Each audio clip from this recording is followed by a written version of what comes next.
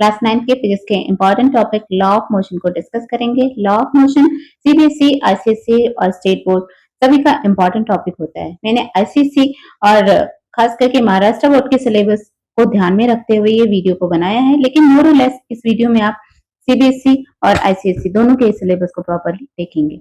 सबसे पहले तो हम डिस्कस कर लेते हैं कि मोशन होता क्या है। क्या एक फ्लाइंग बर्ड मोशन है? क्या एक स्टेशनरी ट्रेन जो कि चल नहीं रही है मोशन है? क्या एक लीफ जो कि पेड़ से गिरी और एयर में उड़ रही है मोशन है? क्या एक स्टोन जो हिल के पास खड़ा है वो एक मोशन है? तो हाँ जी, ये देखिए आपके इसमें 3-4 चीजों के एग्जाम्पल्स दिए हुए हैं और इन तीनों में से आप बताइए कि कौन सा मोशन है और कौन सा मोशन नहीं है। बेसिकली अगर हम बात करते हैं फ्लाइंग बर्ड की, तो ऑब्वियसली बर्ड एक मोशन में है। क्यों मोशन में है? क्योंकि बर्ड एक जगह से दूसरी जगह जा रही है। वहीं अगर हम स्टेशनरी ट्रेन की बात करते हैं तो ट्रेन जो कि चल नहीं रही है, ट्रेन खड़ी है, ट्रेन अपना पोजीशन चेंज नहीं कर रही है, इसलिए ट्रेन मोशन में नहीं है। वहीं एक लीफ की बात करते हैं जो कि पेड़ से नीचे गिर रही है, तो नेचुरली ये भी मोशन में है। वहीं हम एक स्टोन की बात करते हैं तो स्टोन में मोशन नहीं है। तो फिर मोशन होता क्या है? मोशन हर एक ऑब्जेक्ट में हम अपने डेली लाइफ में लगभग देखते ही हैं, लेकिन मोशन वहां होता है जो कि हम डायरेक्टली कभी देख पाते हैं, कई बार नहीं देख पाते हैं। जैसे मूविंग एयर जिसको हम ब्रीज बोलते हैं, मूविंग एयर में भी मोशन होता है, बट उस मोशन को हम देख नहीं पाते हैं। इस तरीके से आप अपने आसपास की जगह में बहुत सारे एग्जाम्पल्स को ऐसा देख सकते हैं, समझ सकते हैं। बहुत सारी चीजों में मोशन है, बहुत सारी चीजों में मोशन नहीं है।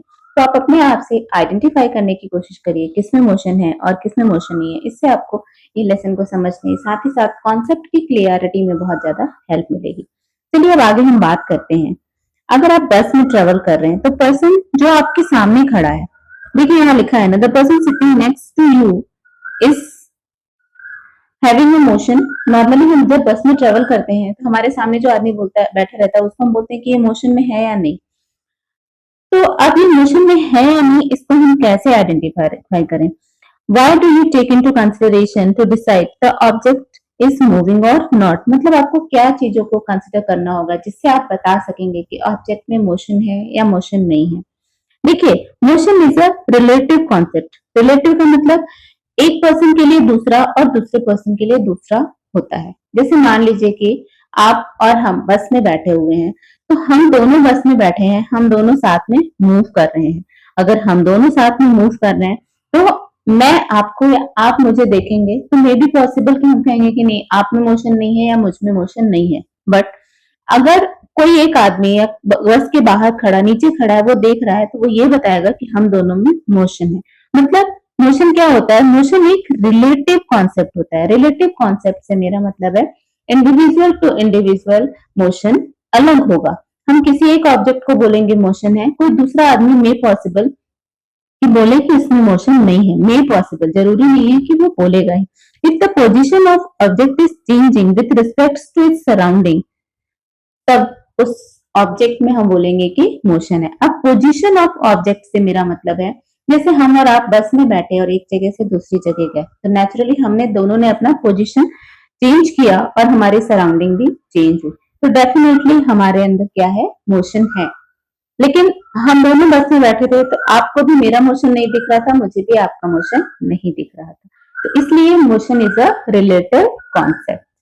नेक्स्ट जो हमारा टॉपिक होगा डिस्प्लेसमेंट एंड डिस्टेंस का।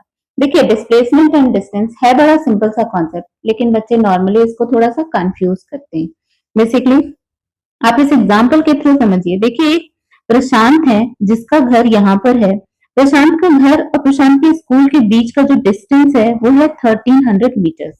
वही प्रशांत की जो सिस्टर है, उसने क्या किया कि उसने पहले संगीता के घर गई और संगीता के घर जाने के बाद वो स्कूल गई। मतलब प्रशांत का घर तो वहीं पे था, जहां प्रशांत का घर था वहीं शीतल का भी घर था। बट शीतल ने क्या किया? शीतल ने लॉन्गर डिस्टेंस लिया। पहले वो अपनी फ्रेंड संगीता के घर गई, आफ्टर दैट वो स्कूल को गई। अब इसमें डिस्टेंस क्या होगा? डिस्टेंस अगर हम दोनों ही बच्चों का डिस्टेंस निकालेंगे तो प्रशांत का डिस्टेंस इज 1300 मीटर, वहीं शीतल का डिस्टेंस इज 1200 प्लस 500 मतलब 1700 मीटर्स। लेकिन अगर हम डिस्प्लेसमेंट देखेंगे तो डिस्प्लेसमेंट का मतलब होगा ओनली 1300, मतलब जो शॉर्टेस्ट पार्ट है, एक जगह से दूसरी जगह पे मूव करने का, एक जगह से दूसरी जगह पे मोशन होने का जो शॉर्टेस्ट पाथ होता है, that is known as displacement. Clear है आपको? डिस्प्लेसमेंट किसको बोलते हैं? जो सबसे कम, सबसे छोटा पाथ होता है उसको हम डिस्प्लेसमेंट बोलते हैं। अब देखिए, आपको यहाँ पे थिंक करने के लिए भी बोला है। Sheetal first went to her friend Sangeeta house on her way to school. अब जब शीतल अपने फ्रेंड के घर जाके जाती है, देन डेफिनेटली शीतल का क्या होगा? डिस्टेंस ज्यादा हो जाएगा, but displacement is equal. Displacement मतलब शीतल को finally where she has to reach to school. तो स्कूल का डिस्टेंस जो है वो 1300 ही था, तो फाइनल डिस्प्लेसमेंट जो हमारा आएगा वो 1300 होगा। देखिए, बहुत माइन्यूट सा डिफरेंस है, लेकिन जो शॉर्टेस्ट पाथ होता है that is only known as displacement. अब डिस्टेंस क्या है? Distance is the length of actual path travel by an object in motion while going from one point to another. तो इस केस में प्रशांत का डिस्टेंस और डिस्प्लेसमेंट दोनों एक ही है। आप इस एग्जांपल में देखिए, प्रशांत का डिस्टेंस डिस्प्लेसमेंट दोनों 1300 है, लेकिन वही शीतल के केस में डिस्टेंस जो है वो 1700 बट डिस्प्लेसमेंट इज 1300। तो only the difference is that Sheetal choosing the longest path, तो उसके कारण डिस्टेंस में चेंज होगा, but there is no change in displacement. अब हम एक और दूसरे एग्जांपल से समझ लेते हैं। जैसे मान लीजिए कि कोई पर्सन है जो कि एक राउंड लगा रहा है मॉर्निंग में, ठीक है?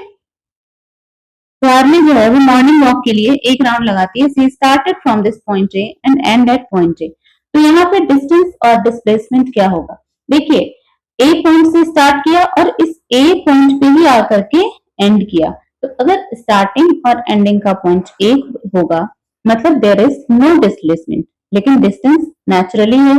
डिस्टेंस क्या होगा? पूरा इस पाथ, पूरा इस ट्रैक का जो जितना भी डिस्टेंस होगा that is known as the actual distance, but there is no displacement in this। वहीं अगर हम बात करते हैं, एक कार है, आपकी बुक में एग्जांपल दिया हुआ है, P पॉइंट से स्टार्ट करती है और Q तक जाती है, फिर वो वापस Q से फिर वो P पे आ जाती है। अगर P से स्टार्ट करके Q पे जा रही है और वापस P पे आ जा रही है, मतलब देयर इज नो डिस्प्लेसमेंट, या you can say zero displacement, but distance is what? 360 plus 360, क्योंकि कार ने ट्रेवल कितना किया? 360 plus 360 meters. Now I hope clear हो गया होगा आपको डिस्टेंस और डिस्प्लेसमेंट में डिफरेंस। अब नेक्स्ट हमारा जो टॉपिक आता है वो है स्पीड एंड वेलोसिटी। देखिए, स्पीड एंड वेलोसिटी क्या होती है? स्पीड एंड वेलोसिटी के पहले हम कुछ चीजें और डिस्कस कर लेते हैं। What is vector and what is scalar? देखिए, आपसे मैंने पहले भी एक बार डिस्कस किया था कि आपने लास्ट क्लासेस में भी पढ़ा होगा कि वेक्टर क्या होता है और स्केलर क्या होता है। स्केलर मतलब किसी सिंगल चीज से इन्फ्लुएंस हो, दैट इज स्केलर, या वैल्यू होगा या डायरेक्शन होगा। वही वेक्टर का मतलब वैल्यू, मैग्नीट्यूड और डायरेक्शन दोनों चीजों से अगर कोई भी चीज इम्पैक्ट होती है तो उसको हम वेक्टर बोलते हैं। जैसे हम सबसे पहली चीज अपनी कंसिडर करते हैं डिस्टेंस को। जैसे मान लीजिए कि आप, या हम प्रशांत का ही एग्जांपल लेते हैं। प्रशांत के घर से स्कूल का हमने क्या बोला? डिस्टेंस। डिस्टेंस कितना है? डिस्टेंस 1300 मीटर है।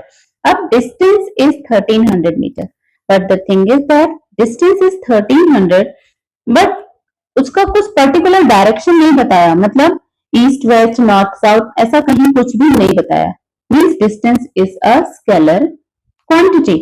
नहीं, अब अगर हम स्पीड को कंसिडर करते हैं, स्पीड जैसे हम पूछते हैं कि आप कार चला रहे हैं, बाइक चला रहे हैं, तो आपकी क्या स्पीड है? तो आप क्या बताते हैं? स्पीड हमारी 60 थी, 80 थी, 25 थी, 40 थी, ऐसा करके स्पीड बताते हैं। स्पीड के साथ ना तो आप डायरेक्शन बताते हैं, ऐसा नहीं बताते हैं कि साउथ में जा रहे थे तो इतनी स्पीड थी, वेस्ट में जा रहे थे तो इतनी स्पीड थी। इसलिए स्पीड भी जो है हमारा वो स्केलर है। वहीं अगर हम टाइम की बात करते हैं, पूछते हैं टाइम क्या हो रहा है या अभी कितना टाइम के बाद आप आएंगे, तो आप बताते हैं 2 घंटे, 3 घंटे, 5 घंटे, 4 घंटे, इस तरीके से हम बताते हैं। इसका मतलब ये है कि टाइम में भी हम कुछ डायरेक्शन नहीं बताते। हम ये नहीं बताते हैं कि ईस्ट का आना होगा तो हम इतने घंटे में आएंगे, वेस्ट में आना होगा तो इतने घंटे में आएंगे। इसका मतलब टाइम भी हमारा स्केलर है। वहीं अगर हम बात करें डिस्प्लेसमेंट की और वेलोसिटी की, तो ये दोनों हमारे वेक्टर हैं। अब डिस्प्लेसमेंट वेक्टर क्यों है? डिस्प्लेसमेंट इसलिए वेक्टर है क्योंकि डिस्प्लेसमेंट में एक जगह से दूसरी जगह हमारा ऑब्जेक्ट मूव हो रहा है, मोशन में जा रहा है, along with the direction also. हम डायरेक्शन को भी यहाँ पे कंसिडर कर रहे हैं, इसलिए डिस्प्लेसमेंट क्या होगा, हमारा वेक्टर होगा। वहीं वेलोसिटी भी हमारा वेक्टर होगा। क्यों? क्योंकि वेलोसिटी में भी हम डायरेक्शन को कंसिडर करते हैं। अभी जैसे मान लीजिए कि हमने इसके पहले एक कार का एग्जाम्पल देखा था। कार के एग्जाम्पल में देखिए, ये कार हमारी पहले इस साइड से P टू Q गई, फिर Q टू PI। मतलब वेलोसिटी का मतलब क्या होता है? Velocity means change. अब देखिए P टू Q और Q टू P, तो डायरेक्शन ऑब्वियसली यहाँ पे इन्वॉल्व है। हमको दिख रहा है कि इस साइड से इस साइड, फ्रॉम राइट गई and from right to left side. तो इस तरीके से वेलोसिटी में भी डायरेक्शन होता है, इसलिए डिस्प्लेसमेंट और वेलोसिटी दोनों जो होंगे वो वेक्टर होंगे। अदर देन दैट हमारा डिस्टेंस, स्पीड एंड टाइम, ये तीनों स्केलर क्वांटिटी। अब देखिए दो बहुत इंपॉर्टेंट फॉर्मूलाज हैं जो आपको बहुत ही ज्यादा यूजफुल हैं, और आप कह सकते हैं कि आपको हर जगह इसको लर्न करके समझ के रखना होगा। देखिए हमने क्या पढ़ा, स्पीड को पढ़ा था, हम बहुत छोटे क्लास से पढ़ते आ रहे हैं, डिस्टेंस अपॉन टाइम। तो हमने यहाँ पे वही लिखा है, total distance travel. Total word यहाँ इसलिए यूज कर दिया क्योंकि अभी आपको थोड़ा ब्रॉड लेवल में चीजों को कवर किया जाएगा, therefore the total is added. Rest more or less the thing is same, distance upon time। अब speed is equal to distance upon time, तो स्पीड हमारी किसमें चेंज हो जा रही है? स्पीड हमारी चेंज हो जा रही है वेलोसिटी में, और डिस्टेंस किसमें चेंज हो जा रहा है? हमारा डिस्प्लेसमेंट में। तो वेलोसिटी इज इक्वल टू क्या हो जाएगा? Displacement upon time. मतलब वेलोसिटी हम कैसे फाइंड आउट करेंगे? कितना हमारा ऑब्जेक्ट डिस्प्लेस हो रहा है, कितना अपनी जगह से मूव कर रहा है, डिस्प्लेसमेंट अपॉन टाइम। देखिए बेसिकली आपके एग्जाम्स में क्वेश्चन आता है, there is a difference between speed and velocity. तो हमेशा इन दोनों के बीच का डिफरेंस 2-3 पॉइंट्स में क्लियर रखिएगा। दोनों की देखिए ऐसा यूनिट सेम होती है। अगर हम सीजीएस सिस्टम में देखते हैं तो दोनों की एसआई यूनिट जो है meter per second and centimeter per second होती है। वही स्पीड को हम बोलते हैं, speed is related to distance while velocity is related to displacement. हम एक ये भी डिफरेंस लिख सकते हैं, speed is scalar and velocity is vector. एक और हम बता सकते हैं, if the motion is along the straight line the value of speed and the velocity are same, otherwise it is different. जैसे प्रशांत के केस में था, हमारा मोशन स्ट्रेट लाइन में था, तो वहां पे वेलोसिटी और स्पीड दोनों सेम था। बट हमारा जो दूसरा एग्जाम्पल आया शीतल का, उसमें हमारा वेलोसिटी और डिस्टेंस जो है वो डिफरेंट हो गया। Velocity is displacement that occurs in unit time. Velocity क्या है? एक डिस्प्लेसमेंट है जो पर यूनिट टाइम में बताती है कि कितना वो अकर हो रही है। आई होप आपको कॉन्सेप्ट क्लियर हो रहे होंगे।